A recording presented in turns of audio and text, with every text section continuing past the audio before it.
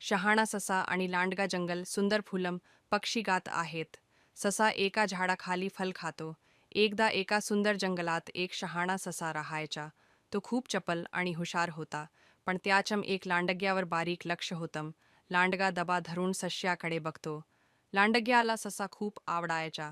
जेवायला एक दिवस लांडग्याने ठरवलं की आज ससा त्याचा नाश्ता होणार. लांडगा मनात, आज तुला पकडतोच. ससा फल खात असतो आणि लांडगा सावकाश त्याच्या मागे येतो.